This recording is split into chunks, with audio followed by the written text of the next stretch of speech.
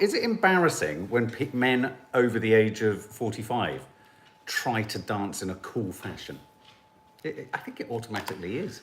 I think I've spent too much of my life being judgy, and I want to spend, and now having been on social media for the last couple of years and actually seen what judgy is and how awful it is, my ambition is to judge less and go, No. okay, you know what's a big lesson in this? You know, first dates. Yes. Every single time people come in and we make a judgment on them, don't we, straight away? And I actually actively embrace my first judgment because I want to see how wrong it can be. But we're wrong so often. So It's true. We really are. Oh, look, there's Freddie. We end up Freddie's sitting flowers. there going, oh my God, they're so lovely. How could we have been so wrong? So Let's say my major New Year's resolution is to judge less. Wow, that's a big answer to a simple question, wasn't it? I like that. I was just thinking, because I saw footage of someone over the certain age, you know, if I see a man of my age dancing, but trying to be cool. Morning, Taffy. Trying to be actually cool. In what way? Morning, Tammy, They're kind of like North really over. doing it. Right, you know, I will always dance stupidly because I feel that way it neuters the idea that I'm trying to be cool. Oh, I see what you mean. So you've become self-conscious. You've got to dance like nobody's watching. No, not self-conscious. I just dance comedically on purpose. It's like pulling a ridiculous But you face. dance brilliantly. I mean, but I wouldn't always try and say to me that I don't dance. Some people do. They go, "Oh, you can't dance." You can dance. Kay says to me, "You're not as good a dancer as you think," and I say, You're a better dancer to than her, Kay. "No, that's true." And I say to her, "But you know what? It doesn't actually matter because everybody's perspective of it is different. And so the most important thing is to feel like you dance really well, because then you're joyful and it doesn't really triumphant. matter." Yeah. Now, can I just ask you quickly, Naz, have you got your phone there? Having said all of that, I really don't think Theresa May should dance. Could you just go to your phone and just check out Ashley Gardner's... I really don't think Trump should dance. He's the worst dancer. Yeah, no, he's bad. Could you just go to your phone and just go to Ashley Gardner's Insta story post that he copied you in on? Yeah. Did anyone see the Vlogmas last night?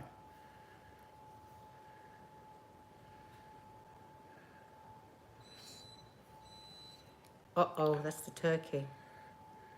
In the story? Yeah. Oh, maybe it's gone. Oh, no. Keep going. Pass that one.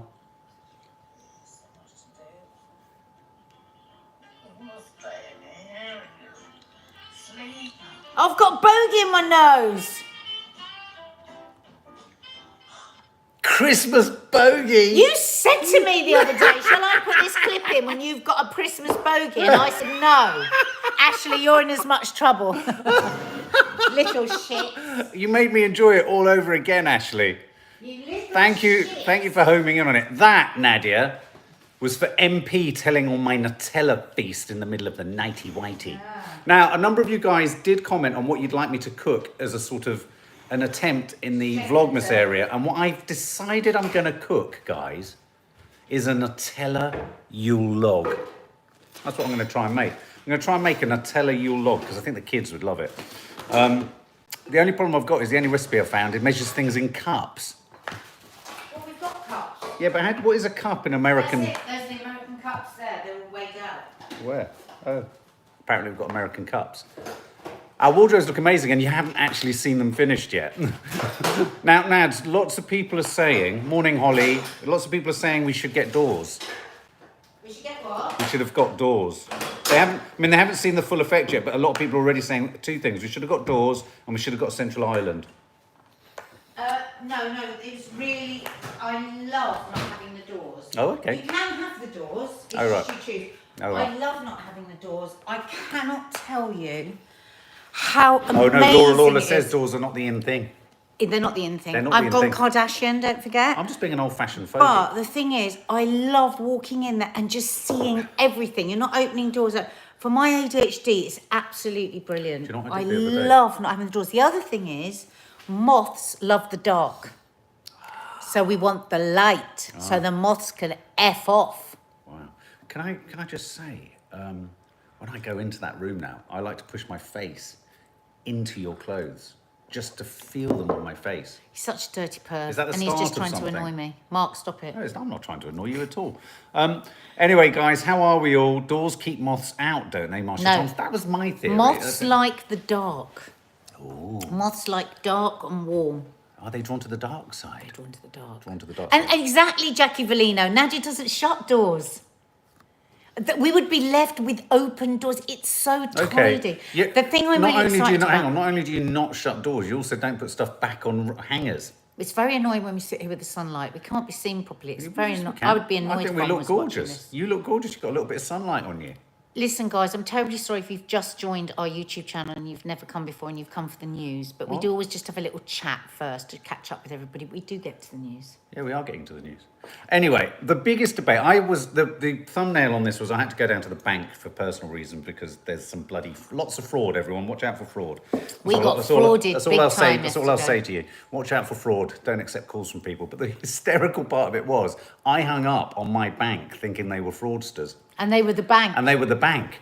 Even though the bank said we would we never wouldn't call ring you. you. I said, how do you work that one out? Anyway, but whilst I was down there, on the way down there, I was listening to LBC and I was listening to James O'Brien. He drives you mad, doesn't he? And the debate that was being had, I think, is a really apt one. And I thought their editorial was very good. Hang on a minute, though. You've got to do... Christina Olivia. Christina Olivia. Christina Olivia. Now, welcome to the family guest area. Piers Morgan and Susanna Reid would not do that. No, thank God. That's why we'll never be on telly. Exactly. Christina Olivia, what we do is we sing songs for new family guests. There you go, and that was it. No, anyway, so what they were talking about was, of course, the big debate at the moment is Christmas on, is Christmas off, on, off, on, off, on, off. What is going on? Boris has said do it, Boris has said don't do it, Boris has said do it carefully, do it meaningfully, do it sensibly. And an interesting debate was being had on the radio, and I thought it was a very interesting point about a libertarian democracy. If everyone knows the risks, is part of our freedom to make the choices for ourselves within our own families? I'm very glad you said this because today, listening to one of the ministers, I don't know who he was, I don't like him. Yeah. The Sky interviewer was really pushing him to say, oh, there's going to be more deaths and there's going to be this and there's going to be that.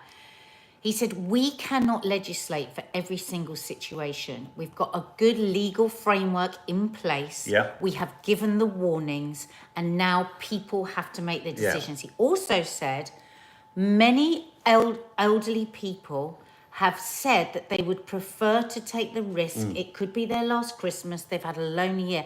And I listened to him and I thought, you know what? Even though lots of what this government does pisses me off, he is actually right. We have kept saying the rules don't make sense. I can go to work, but I can't see my grandmother. I can do this, but I can't see my mum. I can do this, but I can't see the mum. And I think that they're right. I now think they shouldn't change the rules. I think they can't. I think people have invested in train tickets and presents and people that have been desperately lonely and now filled with hope. And he is saying, he actually said he was going to be seeing his parents, but now they've moved it and they're going to get together in Easter. And he said, I think lots of people are going to be making those decisions. And I think lots of people are. Well, can I moderate that thought just with two thoughts? One, the regions and the nation. Yeah. It's whenever I speak. She goes, sorry, it's the bloody turkey. The regions and the nations are reconsidering. So there's that. So we could be in a situation where Scotland, Wales and Northern Ireland all decide that they need to slightly adjust the rules, and we may be the only country that doesn't. And the other fact, which I think Molly 26 Rose makes a very good point there, is yes, if the disease and the choices that we make this Christmas were to only affect our family, but the exponential growth from within the bubbles that are all going to, congregate at Christmas, it's not. It goes back to the original issue. Surely, yes, I can totally understand how the grandparents of one family say, you know what, I want to take the risk because I had a shit year. But if every family says that, when everyone moves from all their bubbles, there's going to be a lot of collateral damage. I agree. And I think I was listening to a contributor on the news the other day and she was saying the government made the decision too early. They did. And I think they made the wrong decision too early. They must have known that this vaccine was on its way. They couldn't say it to us. They should have said, we will make a decision 2 weeks before Christmas. And I think if they'd done that, they would now be able to say, sorry, we can't allow it. See, because I think Germany have done it right. Yeah, because But because they said people could, they can't now turn back on it. They just can't. But I'm hoping that people just make really sensible decisions. What do you around it. think, guys? Do you think... And not all pack into one house and have... And the other thing they said is they really believe people are going to break all the rules anyway. Well, there is that. They think that 65% of people will do what they want to do anyway. But surely even 35% who might not is a significant impact. I mean, there are pros and cons for each side. Can I just quickly ask? An article, yeah, though, but that I read last whilst you night tell me on that, this. whilst you tell me that, let me just pose a question. Do you think that we should be legally obliged not to meet, or should we make our own choices? Let us know what you think. Come on. I was reading this article late last night, written by this virologist. He was funny. He said, "Imagine being married to a virologist over the whole of this year, his poor wife." But anyway, he was saying that he desperately wants to spend time with his parents. He wants to eat, he wants to slop around, play Scrabble, eat things from the fridge, share a drink, all of that. So what he's done is he has self-isolated. He's self-isolating for 10 days before they go to see the parents. So we've ordered all the food in, we've done all our shopping online. He said, now I understand that I'm very lucky to be able to do that because I am, I can work from home. And I was sitting there, I was thinking, this could have been a really clear bit of advice to give to people. If you can self-isolate.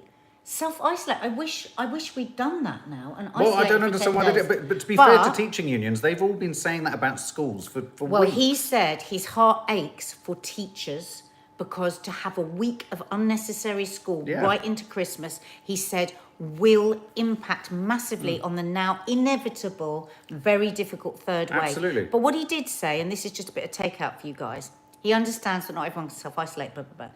But he said there are so many things you can do. Do you actually need to go into that coffee shop and buy that coffee? Is there anything, if you're going to the shops, is there any way you can buy it online? He goes, reduce that contact with potential virus.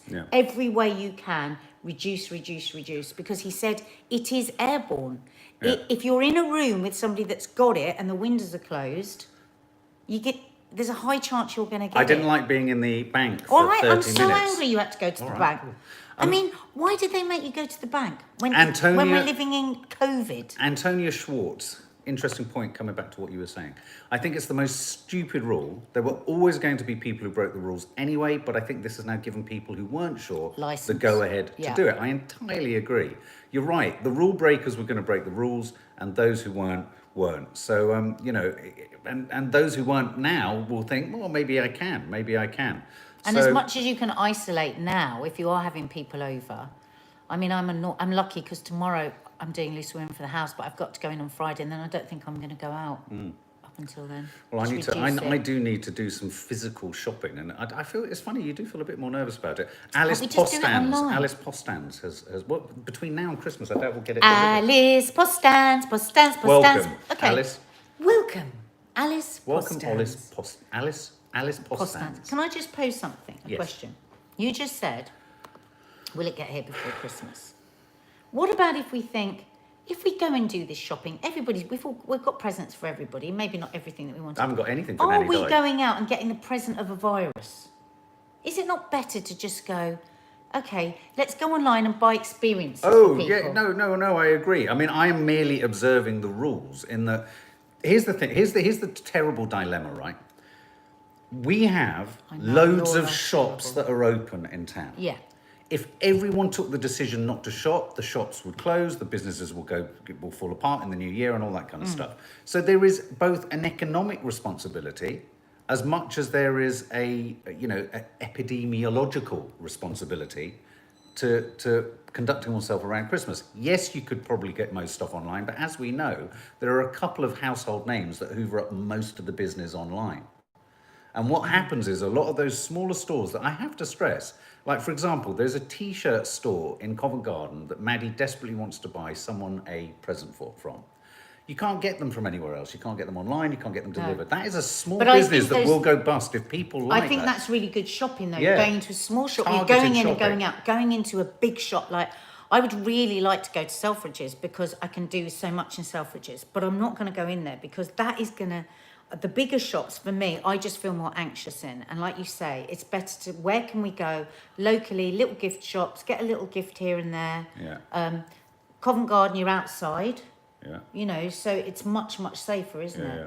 Holly, Big interesting. shopping centres I don't fancy at all. Don't go to banks. I didn't like being in the bank. I watched myself intensely after. I don't totally Got agree, check says turkey. Holly. There's a whole theory about a pandemic being over when people decide it is and get fed up. I think some Christmas sessions were essential. I'm just going to flick you over to 4G because Wi-Fi better. Let me just do this. Okay. Is that better, guys? Hopefully that is better. Is that better? It was all buffering a bit there. Is that better? Is that better? Is that better? Martin Smith, whether it's on or off, I'm sure there will be far too many that will not be sensible. I know what I am doing. Either way, we won't win, but we will also. Now, yeah, I mean, absolutely. There's a completely different debate to be had here. There's the kind of rights and wrongs of allowing people to have that moment. I think what we are saying as a nation, what we're saying as a nation is perhaps we are all willing to take responsibility and essentially accept what shit is going to hit the fan. That feels like that's what we're saying as a nation. And the question, which is a compellingly challenging question for a democracy, is to what extent should the state interfere in that, intervene in that, and prevent us from doing that? The definite consequence, and I'm with you, Martin Smith, because every expert in the land has said this, is that there is going to be a huge surge on the NHS in the first week of January, for sure. Because let's not forget, you've got the Christmas issue. So no one's even talking about New Year's Eve. No one's even talking about the extent to which, if everyone feels they got a sort of an immunity pass from the government for Christmas, people are going to go, well, can't it just reach to New Year's Eve?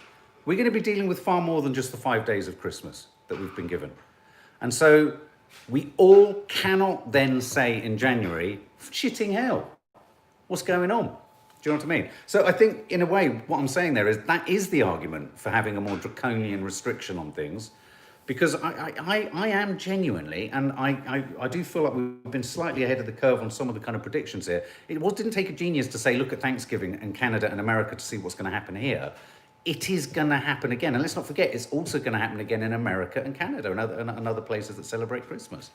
So, you know, I think what really tires me out is the way that reporters and journalists and the news stations keep reporting this stuff as if it's novel and new.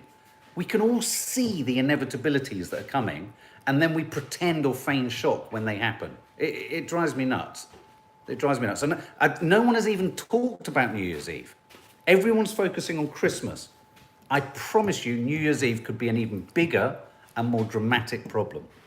We will extend it into January further. And that's not being a doom mongerer, but it is a real stress that if the government aren't going to change their rules, if they're not going to be more dictatorial in the way in which they implement them, we have to act responsibly.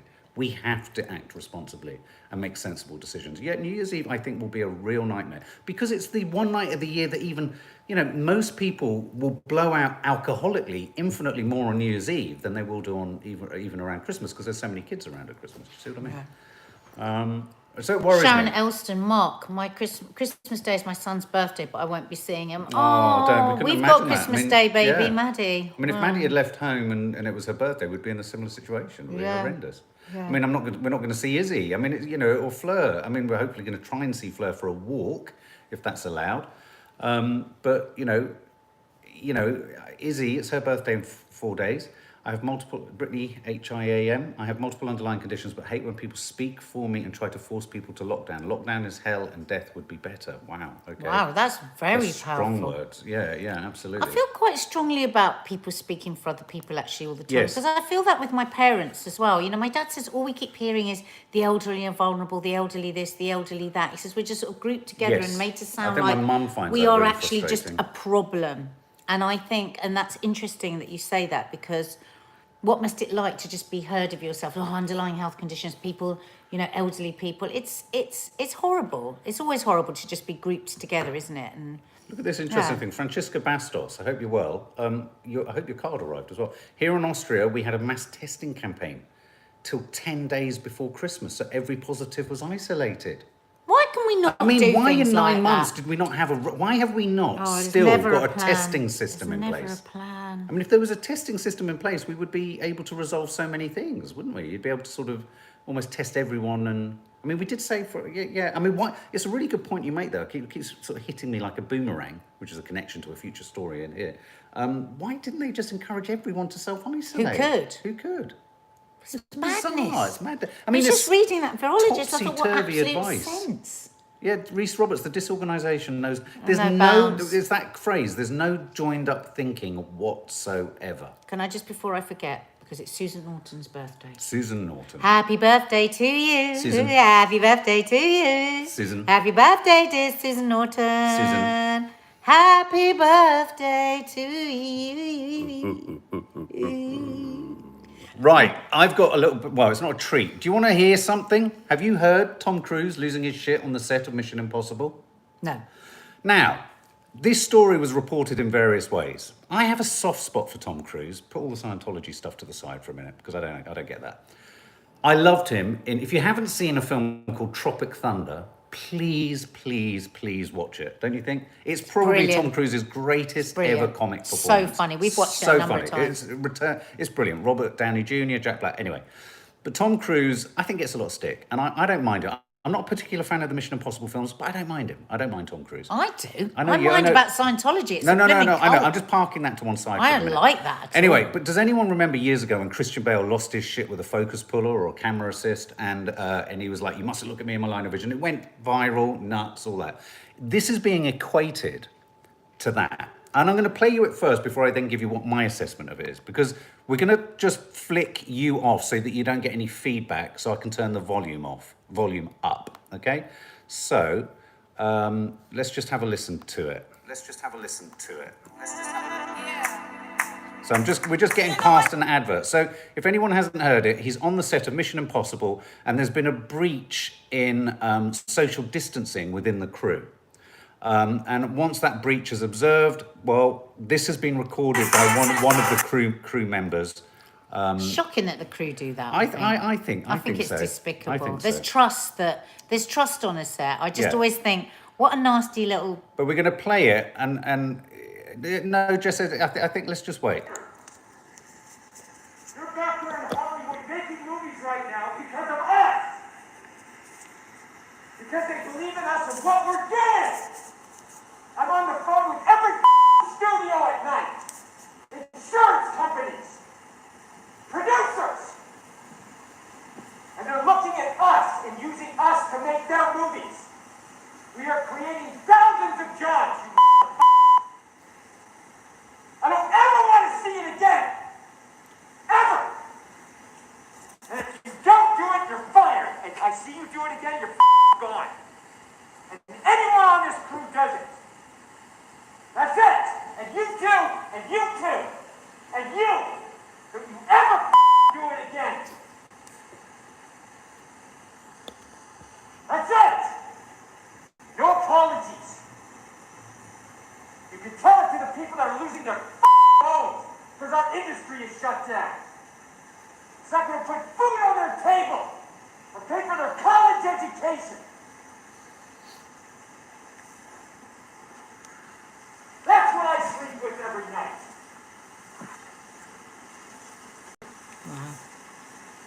The future of this industry. So I'm sorry, I'm beyond your apologies.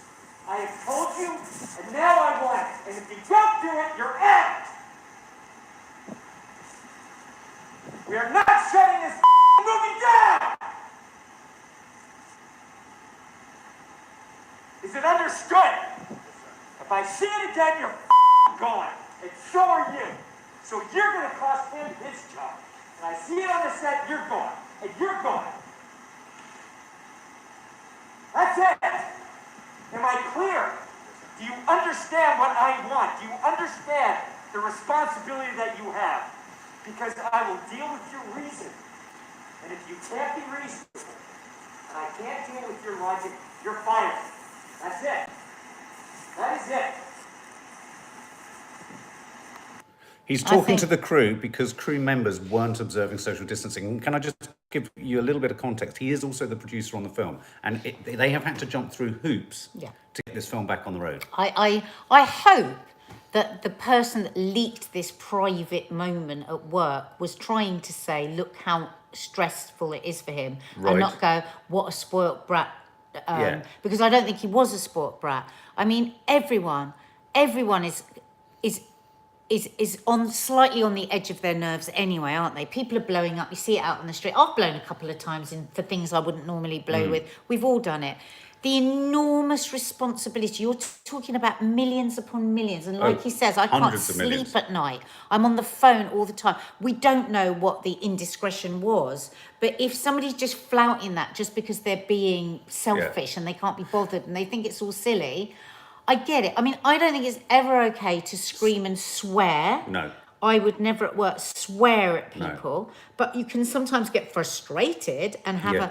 and I think that's just somebody very, very passionate and at the edge of their tether. And I don't judge him for that at all. No, you see, the moment at which, because I was in the same place, I was thinking, my God, I could never in a month of Sundays imagine myself ever talking to a crew member like that. Though I have had to fire people and I've had to be really, really tough and I've had to be really, really firm. I mean, it's been the most horrendous thing is actually firing someone. But when you move past his initial sort of expletives, and he talks about people who are losing their houses, losing their homes. He's talking about swearing at people is horrible. Swearing at people is absolutely But he's just reprehensible. saying, my God, we've got this show on the road. People are going to lose their jobs.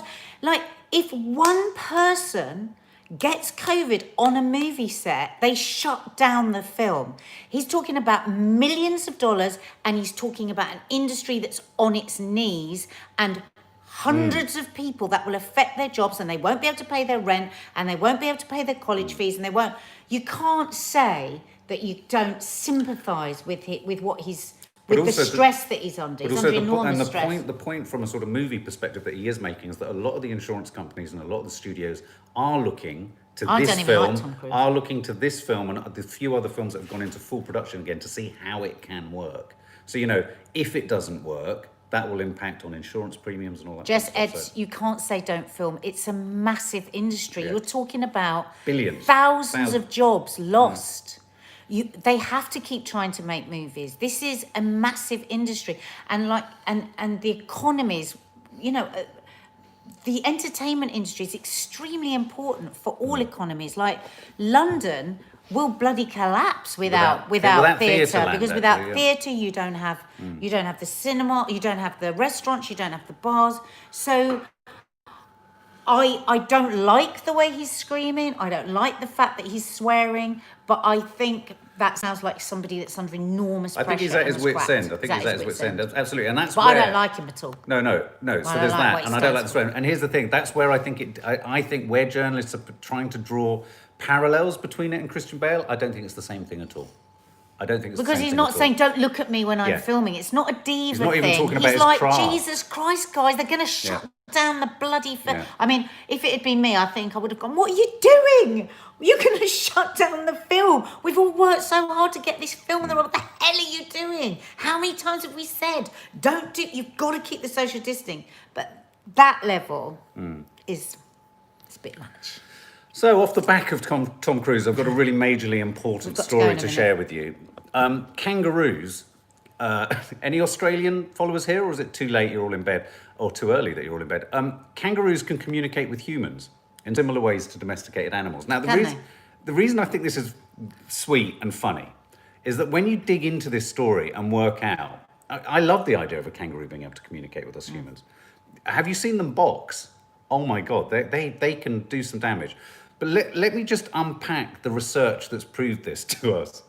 The research, you'll like this. The research looked at kangaroos at 3 locations across Australia. Right, at this point, you're thinking, this is really scientific. We're going to be walloped or wallabied between the eyes with something really, really quite radical here. And they found that kangaroos gaze at humans when trying to access food placed in a closed box. The kangaroos just look at humans when we're trying to open the box. A behaviour that's usually expected of domestic animals. Is that really them communicating with us? Them gazing at us? I mean, I think all animals look at humans, don't they? I think they do. So anyway, lead author Dr. Alan McElligott, who conducted the studies. Through this study, we were able to see that communication between animals can be learned, and the behaviour of gazing at humans to access food is not just the preserve of dogs and cats. I bloody love kangaroos. I really do. And I think the idea that they come out in little tiny little things and they crawl all the way up the bellies and then they crawl into the little... I love Roo in Winnie the Pooh. Who's your favourite character, guys, in Winnie the Pooh? Just as a final parting little number. Before we then have to finish... Now, Nadia was going to be the Grinch of Christmas, and she was saying, oh, why don't you just pop... Well, she wasn't. She was saying it to stop me having to edit too much. She was suggesting, why don't we put the Christmas roast in the vlog? And I said, no. No, I said instead of No, not instead of the vlog. I said, no, that's the Grinchy thing to do. So you're going to get Christmas lunch, Christmas roast. How to cook the and Christmas roast. separate to as a Vlogmas special, and then you're going to get Vlogmas later as usual. It just smells so gorgeous in here. Yeah. Full roast Christmas dinner. What's your favourite character in Winnie the Pooh? Oh, I love Winnie because I love his sayings. so They're sweet. just, I mean, he's the greatest therapist on earth. The wonderful things about diggers. Diggers are wonderful things. The tops are made out of rubber. The bottoms are made out of string. I used to love Eeyore when I was a kid, though. I think because I was quite a lazy kid. The wonderful thing about diggers is that I'm the only one. I'm the only one. Bye.